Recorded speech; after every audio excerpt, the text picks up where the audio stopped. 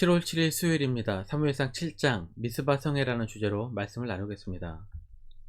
먼저 기도로 시작하신 후 성경을 1회 3읽기 바랍니다. 꾸준한 영성을 여는 당신의 인생을 변화시킵니다.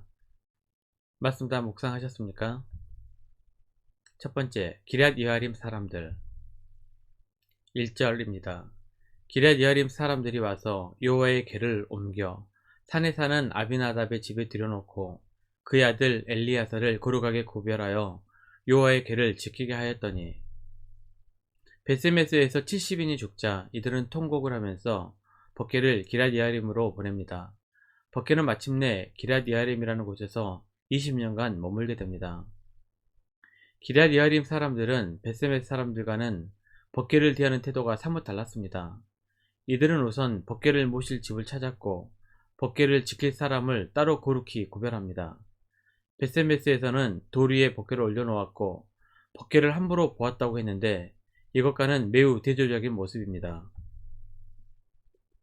법궤가 머물렀던 20년 동안 이스라엘 백성들의 태도는 완전히 바뀌게 됩니다. 2절입니다. 궤가 기럇 여아림에 들어간 날부터 20년 동안 오래 있은지라 이스라엘 온 족속이 여호와를 사모하니라. 사모하다라는 단어는 히브리어로 나하라는 단어를 사용합니다. 울부짖다, 큰 소리로 외치다 라는 뜻입니다. 하나님의 임재 앞에서 자신들의 죄를 회개하고 울부짖으며 외쳤다는 말입니다. 하나님의 임재 아래서 사람들이 변화한 것입니다. 아마도 20년 동안 하나님께 드리는 예배가 회복이 되었을 것입니다. 그리고 혼합주의 신앙과 말씀에 무지했던 삶에서 벗어나기 위해 말씀 훈련에 집중했을 것입니다. 이런 회복의 운동이 기럇 여아림을 중심으로 온 이스라엘에 퍼졌을 것입니다. 우리들도 무엇보다도 예배를 회복하고 말씀대로 살아가면서 점차적으로 이 지역과 온 땅을 변화시키는 교회가 되었으면 좋겠습니다. 두 번째, 사무엘의 등장. 사무엘은 법궤 이야기가 시작되는 순간부터 시작해서 법궤 이야기가 끝날 때까지 한 번도 등장하고 있지 않습니다. 사무엘이 12살 때 아벡 전투가 있었고 사무엘은 그 이후로 잠잠해집니다. 약 20년간 침묵을 합니다. 성경에 기록이 없지만 하나님께 붙들린 사무엘이 20년간 아무것도 하지 않고 조용히 있지는 않았을 것입니다. 법궤의 기한에 누구보다 기뻐했을 사람이 사무엘입니다. 법궤가 있었던 기럇 여아림을 지난 20년 동안 수없이 많이 다녀갔을 것이라고 상상해 볼 수 있습니다. 기럇 여아림을 중심으로 말씀을 전했을 것이고 회개를 촉구했을 것입니다. 그 결과 이 지방 사람들이 하나님 앞에 더욱더 신실하게 변화되었을 것입니다. 기럇 여아림을 중심으로 이스라엘 온 족속에게 이러한 변화가 계속해서 증가되었을 것이라고 상상해 볼 수 있습니다. 사무엘은 7장에서 공식적으로 이스라엘의 지도자로 다시 등장합니다. 이때 사무엘의 나이는 약 32세로 추정해 볼 수 있습니다. 12살 때 아벡 전투가 있었고 20년간의 공백 기간을 타면 사무엘의 나이는 대략 32세 정도로 추정해 볼 수 있을 것입니다. 사무엘은 이때부터 공적으로 이스라엘의 지도자로 서게 됩니다. 사무엘의 말 한마디 한마디에 사람들은 적극적으로 그를 따르고 있습니다. 3절입니다. 사무엘이 이스라엘 온 족속에게 말하여 이르되 만일 너희가 전심으로 여호와께 돌아오려거든 이방 신들과 아스타롯을 너희 중에서 제거하고 너희 마음을 여호와께로 향하여 그만을 섬기라. 그리하면 너희를 블레셋 사람의 손에서 건져내시리라. 사무엘의 이 한마디에 이스라엘 백성은 놀랍게도 바알과 아스타롯이라는 이방신들을 버리고 하나님께로 돌아오게 됩니다. 바알은 비와 풍년을 가져다주는 신이고 아스타롯은 아름다움과 유연성을 지닌 성의 여신이었습니다.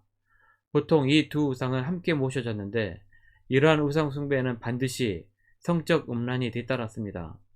그래서 바알과 아스타롯을 제하여 버렸다는 데에는 탐욕과 정욕에 대한 회개가 포함이 되어 있는 것입니다.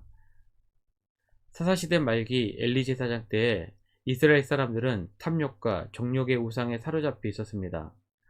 그렇게도 타락했던 이스라엘이 사무엘 시대에는 죄를 회개하고 하나님 앞에 돌아왔습니다. 하나님께서 엘리 대신 사무엘을 사용하신 것입니다. 4절입니다. 이에 이스라엘 자손이 바알들과 아스다롯을 제거하고 여호와만 섬기니라. 이스라엘 백성들이 하나님을 향하여 돌아오자 비로소 사무엘은 이스라엘 백성들을 미스바에 모이라고 소집합니다. 이 순서가 중요합니다. 미스바에 모이기 이전에 사무엘은 먼저 행동의 변화를 촉구했습니다. 미스바 성회에 와서 회개하고 변화되자고 외친 것이 아닙니다. 먼저 변화된 후에 하나님 앞에 나와 금식하고 공식적으로 자신들의 죄를 하나님 앞에 회개하고자 한 것입니다. 6절입니다. 그들이 미스바에 모여 물을 길어 여호와 앞에 붓고 그날 종일 금식하고 거기에서 이르되 우리가 여호와께 범죄하였나이다 하니라. 사무엘이 미스바에서 이스라엘 자손을 다스리니라. 많은 그리스도인이 미스바 성회와 같은 단 한 번의 집회를 통해 모든 문제를 해결해 버리고 싶은 욕망을 갖습니다. 그러나 그것은 미스바 성회를 오해한 행동입니다. 미스바 성회의 정신은 모이기 전에 먼저 백성들이 변화되었습니다. 변화된 모습으로 하나님 앞에 나아간 후 자신들의 과거를 돌이켜 하나님 앞에 회개하며 용서를 비는 그러한 자리였습니다. 대규모의 집회를 열어 그것으로 회개를 대신하고 부흥을 대신하는 모습으로 변진된 모습이 참으로 안타깝습니다. 더 나아가 주일 예배 한 번 드림으로 한 주간의 삶에 대한 성찰 없이 만족해 버리는 모습도 마찬가지입니다. 우리는 한 번의 집회에 가기 전에 먼저 우리가 변화되기 위해 몸부림쳐야 합니다. 탐욕과 정욕의 모든 우상을 버리고 거룩하신 하나님 앞에 나와 우리의 결단의 모습을 올려드려야 합니다. 이것이 바로 미스바 성회의 정신입니다. 주일 예배도 마찬가지입니다. 주일 예배를 드리기 위해 우리의 일상 속에서 말씀으로 하나님과 교제하며 날마다 자신을 돌아보아야 합니다. 평면목은 좋은 도구가 될 것입니다. 이스라엘 백성들은 사무엘을 중심으로 먼저 하나님 앞에서 변화되고 또 계속해서 그렇게 살기로 결단을 합니다. 세 번째, 사탄은 결단을 방해한다. 7절입니다. 이스라엘 자손이 미스바에 모였다 함을 블레셋 사람들이 듣고 그들의 방백들이 이스라엘을 치러 올라온지라. 이스라엘 자손들이 듣고 블레셋 사람들을 두려워하여. 번개 때문에 큰 낭패를 봤던 블레셋 사람들은 이스라엘 사람들이 미스바에 모여 기도한다는 것을 알고는 공격을 해옵니다. 이스라엘 백성들은 무방비 상태에서 두려움에 빠지게 됩니다.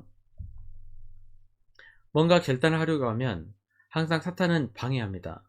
하나님을 제대로 믿으려고 하면 방해하는 일이 많이 생기게 됩니다.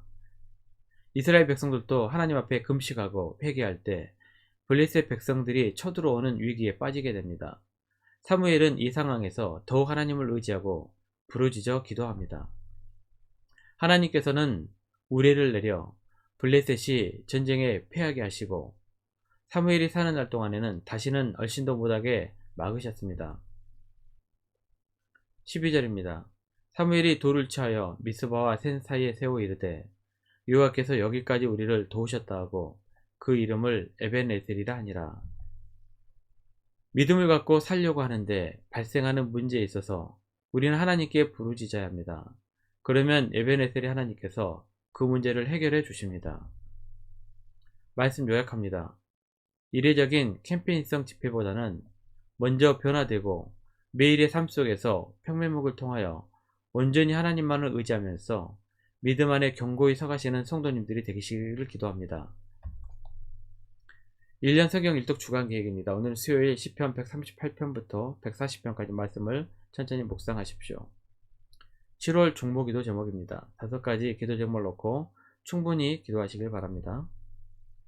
가정에서 기도하시기 힘드신 분들은 주중 기도의 시간을 이용하시면 됩니다. 새벽 6시부터 밤 10시까지입니다. 편하신 시간에 정기적으로 나와서 하나님과 교제하시길 바랍니다. 하루 30분씩 최선을 다하시기 바랍니다. 그러면 여러분의 삶이 변화될 것입니다. 영상을 다 보신 분들은 확인 문자를 보내시거나 유튜브에 댓글로 달아주시면 정기적인 영성 훈련에 도움이 될 것입니다. 오늘 하루도 승리하시기를 기도합니다.